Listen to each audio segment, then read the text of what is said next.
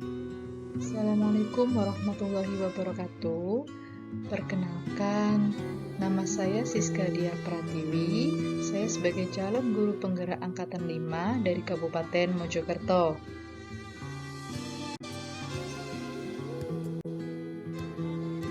Di sini saya akan menjelaskan mengenai koneksi antar materi, kesimpulan, dan juga refleksi dari pemikiran Ki Hajar Dewantara pada modul 1.1.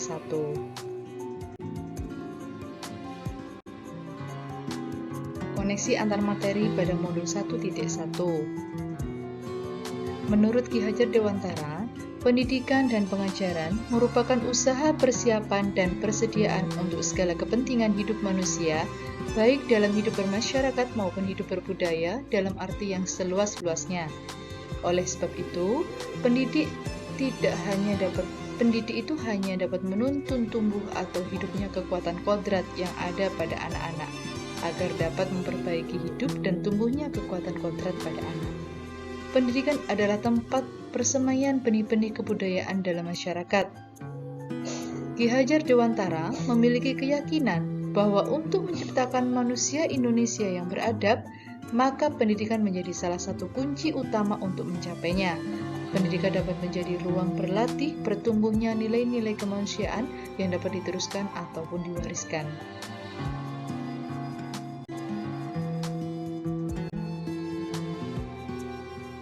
Menurut Ki Hajar Dewantara, pendidikan anak berhubungan dengan kodrat alam dan juga kodrat zaman.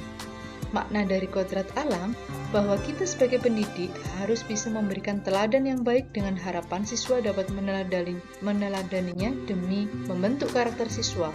Misalnya bersikap sopan, ramah terhadap sesama, baik di lingkungan sekolah maupun di lingkungan masyarakat.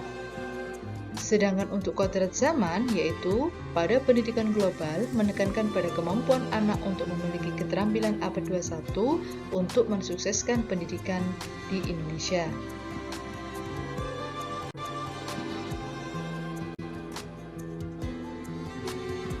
Dasar pendidikan selanjutnya ialah penanaman budi pekerti atau pengembangan karakter. Menurut Ki Hajar Dewantara, budi pekerti adalah perpaduan harmonis antara pikiran, perasaan, dan kehendak atau kemauan, sehingga menimbulkan tenaga atau semangat. Hal ini menjadi salah satu aspek penting yang harus diperhatikan dalam pelaksanaan pendidikan. Budi pekerti juga merupakan modal dasar kebahagiaan yang berperi kemanusiaan. Budi pekerti merupakan kunci untuk mencapai sebuah keselarasan dan juga keseimbangan dalam hidup.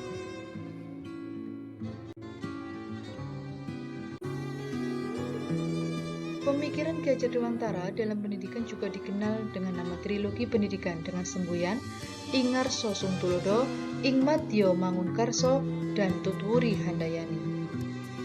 Maksud dari masing-masing yaitu Ingarso Sungtulodo, artinya ketika guru berada di depan, guru harus bisa memberikan teladan atau contoh dengan tindakan yang baik. Ingmadyo Mangunkarso, artinya adalah pada saat guru berada di antara siswanya, guru harus bisa menciptakan prakarsa dan juga ide yang membangun kemauan siswa. Kemudian Tutwuri Handayani berarti dari belakang seorang guru harus bisa memberikan dorongan dan arahan kepada siswanya. Dalam menuju sebuah kesuksesan siswa dalam pembelajaran, tidak hanya menjadi tanggung jawab kepada guru saja atau pihak sekolah saja, melainkan juga dilaksanakan bersama-sama dengan dukungan dari keluarga dan juga masyarakat.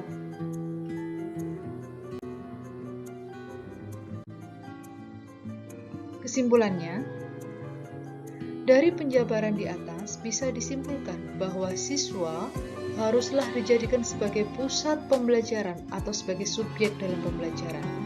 Guru harus bisa menerima berbagai macam karakter siswa di dalam kelasnya. Guru juga harus mampu memfasilitasi setiap siswa agar mereka bisa berkembang dan bisa menjadi profil pelajar Pancasila.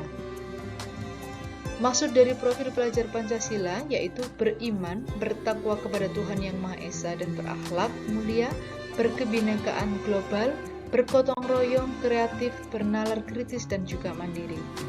Ini berarti dalam melaksanakan pendidikan dan pengajaran kepada anak-anak, Ki Ki Hajar Dewantara menganjurkan agar pendidik tetap memperhatikan segala potensi yang ada pada anak, yaitu jiwa, jasmani, etika, moral, estetika, dan karakter dengan paduan budaya yang sesuai dengan perubahan zaman.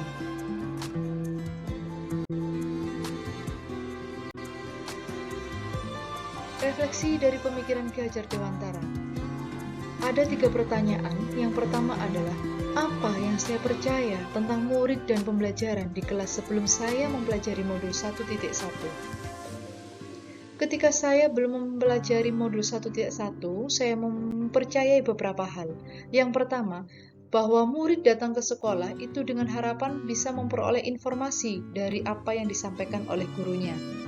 Yang kedua, murid itu harus mendengarkan guru ketika guru menerangkan, dan murid harus duduk diam di tempat. Yang ketiga, murid harus bisa mencapai target minimal atau KKM yang ditentukan agar dikatakan tuntas dan juga memperoleh prestasi. Yang keempat, guru harus bisa mengajarkan semua bahan pelajaran dalam 1 semester kepada murid tanpa bisa memperhatikan apakah mereka sudah memahami materi sebelumnya atau tidak. Yang terakhir, jika siswa bisa mengerjakan tugas dengan baik, mendapatkan hasil akhir yang bagus, maka pembelajaran bisa dikatakan berhasil, tanpa memperhatikan kebutuhan siswa, karakteristik siswa, dan juga kenyamanan siswa dalam belajar.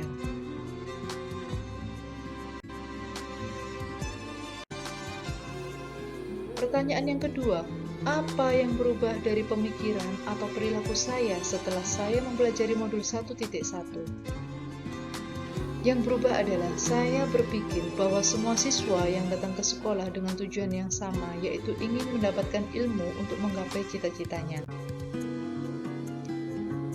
Padahal, ketika mereka datang ke sekolah, tidak semua memiliki tujuan yang sama. Ada yang hanya ingin bertemu dengan temannya saja, ada yang berpikiran hanya ingin bermain-main, atau memang ada yang ingin belajar dengan sungguh-sungguh.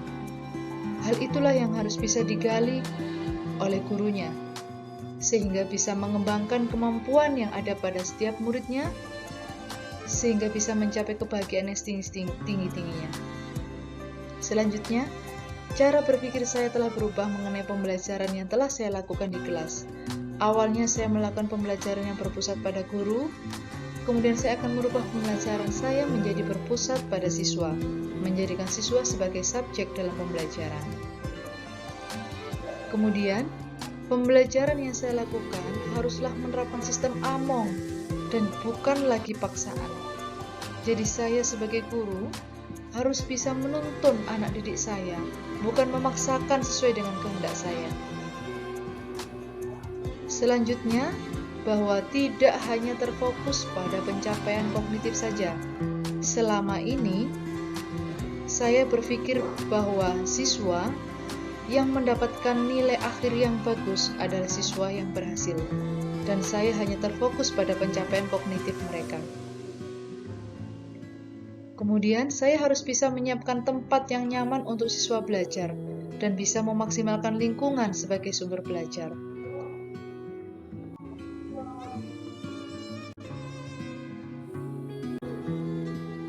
Pertanyaan yang ketiga, apa yang bisa segera saya terapkan lebih baik agar kelas saya bisa mencerminkan pemikiran Ki Hajar Dewantara? Saya bisa merubah kegiatan pembelajaran saya menjadi menyenangkan bagi siswa dengan menerapkan merdeka belajar, memberikan kesempatan mereka belajar seluas-luasnya dengan memahami berbagai macam karakteristik siswa. Saya menumbuhkan pendidikan karakter siswa dengan pembiasaan yang baik agar mereka memiliki laku yang baik atau berbudi pekerti luhur. Dengan pembiasaan-pembiasaan yang baik, seperti pembiasaan doa pagi, hafalan Asmaul Husna atau Juz Amma, diharapkan bisa menuntun dan memberikan inspirasi bagi siswa sehingga mereka memiliki laku yang baik.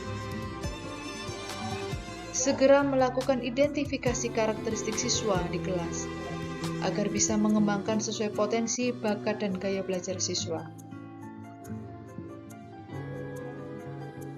Menerapkan sistem AMONG dalam setiap pembelajaran menghargai siswa dan menjadikan siswa sebagai subjek pembelajaran.